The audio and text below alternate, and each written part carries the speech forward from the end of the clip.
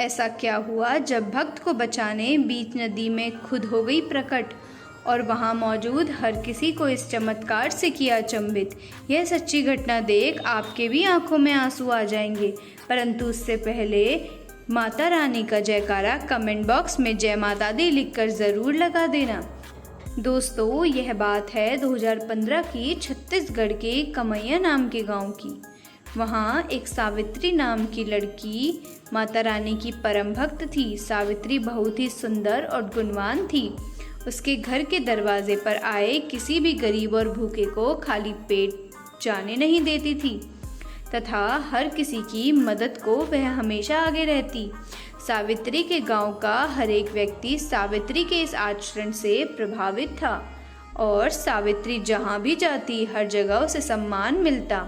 माता रानी की कृपा से जल्द ही सावित्री को एक सौभाग्य वर मिला जो बहुत ही सुंदर था और धनवान भी, जिसका नाम था अमित। सावित्री अपने पति के साथ बहुत ही खुश थी। दोनों की जिंदगी की गाड़ी सही लाइन पर थी। अमित अपनी कंपनी में सीनियर मैनेजर था। एक बार उसकी कंपनी में एक नई लड़की का अपॉइंटमेंट एचआर पद के लिए होता है। वह लड़की अमित के पद और पैसे दोनों से प्रभावित थी। वह किसी तरह भी अमित को अपना दोस्त बना लेती है और धीरे धीरे उनकी दोस्ती नया रूप ले लेती है। अब तो अमित रोज देर से घर आने लगा था। सावित्री रोज आधी रात तक अमित का इंतजार करती। उसने कितनी बार अमित से इसका कारण भी पूछा कि अब वह रोज देर से क्यों घर आते हैं, तो अमित काम ज़्यादा होने का बहाना बना देता। अब तो हालत इतनी खराब हो गई थी कि अमित की छुट्टी वाले दिन भी अमित सावित्री को समय नहीं दे पा रहा था, क्योंकि हर समय वह अपने फ़ोन पर ही बिजी रहता। हद तो तब हो गई जब अमित के जन्मदिन वाले दिन पर सुबह से ही सावित्री बहुत खुश थी। उस दिन उसने अमित के लिए रात को मेहनत से कई सारे पकवान बनाए। अमित को खुश करने के लिए अपने घर खर्च से बचाए पैसों से उसने उपहार भी खरीदा, परंतु उस दिन अमित करीब आधी रात 1:30 बजे घर आया। अमित का इंतजार करते करते दरवाजे के पास कुर्सी पर बैठी सावित्री को नींद की झपकी आ जाती है। जब अमित घर आया तो उसने डोर की बेल बजाई, परंतु सावित्री की नींद में होने के कारण उसे कुछ देर बाहर इंतजार करना पड़ गया। जैसे ही सावित्री की नींद अचानक टूटी और डोरबेल की आवाज़ सुनी तो वह तुरंत दरवाज़ा खोलने भागी। उधर अमित गुस्से में था। दरवाज़ा खुलते ही अमित ने सावित्री को देखा और गुस्से से उस पर हाथ चला दिया। अमित तो वैसे भी कोई बहाना ढूंढ रहा था कि उसे सावित्री से छुटकारा मिल जाए ताकि वह उस ऑफिस वाली लड़की से शादी कर सके। उसने सावित्री पर गलत आरोप लगाकर तथा उसे डराकर घर से बाहर निकाल दिया। अपने पति के द्वारा इस तरह अपमानित होने पर सावित्री को लगा कि वही गलत है और रोते हुए नदी के किनारे गई और वहां से उसने नदी में कूद लगा दी। जब वह नदी में डूब रही थी तो उसने अंतिम समय में माता रानी को याद किया। दोस्तों, धीरे धीरे वह पानी में डूबे जा रही थी। तभी अचानक उसे लगा कि किसी ने उसे नीचे से अपने दोनों हथेलियों से थाम लिया है और धीरे धीरे वह हाथ उसी नदी से बाहर की ओर निकल रहे हैं। परंतु पानी के ज़्यादा अंदर डूबने के कारण उसे बेहोशी आ गई और जब उसकी आंख खुली तो एक बूढ़ी औरत देख रही थी उसे।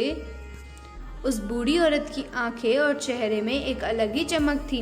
वह बूढ़ी औरत सावित्री को पास ही अपनी झोपड़ी के पास ले गई और वहां 2 दिन तक सावित्री की अपनी बेटी की तरह ही सेवा पानी करा और फिर तीसरे दिन सावित्री को कहा कि तुम अपने पति के घर अब चले जाओ।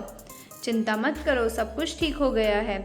मैं तुम्हारी सारी परेशानी जानती हूँ और सावित्री को वही सब चीज़ बता दी जो उसके साथ घटित हुई थी। सावित्री उस बुढ़िया की बातों से हैरान थी। आखिर कैसे ही यह सब सारी बातें जानती थी।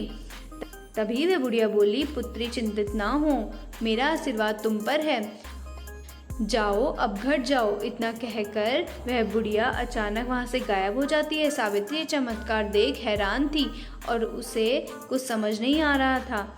वह समझ गई थी कि वह बुढ़िया कोई साधारण बुढ़िया नहीं थी बल्कि माँ दुर्गा थी।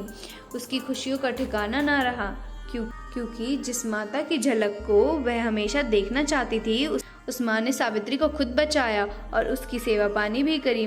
माता के दिए आदेश के अनुसार वह अपने पति के घर पहुंची तो सावित्री को देख अमित सावित्री के चरणों में गिर पड़ा।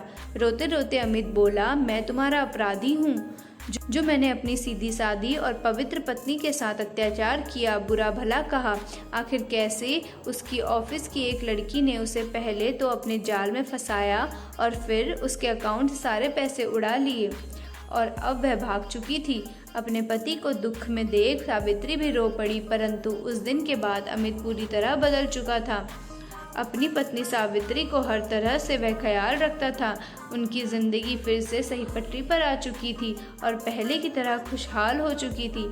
माता रानी की कृपा से वह लड़की भी पुलिस के द्वारा जल्द ही पकड़ी गई और अब सावित्री और उसका पति धन से भी दोबारा सुखी संपन्न हो चुके थे। माता रानी हमेशा अपने भक्तों को उनकी मुसीबत से बचा लेती है, बस ज़रूरत है तो मन से सच्ची श्रद्धा की। क्या आप माता रानी के भक्त हैं? हमें कमेंट बॉक्स में ज़रूर बताइएगा। जय माता दी दोस्तों।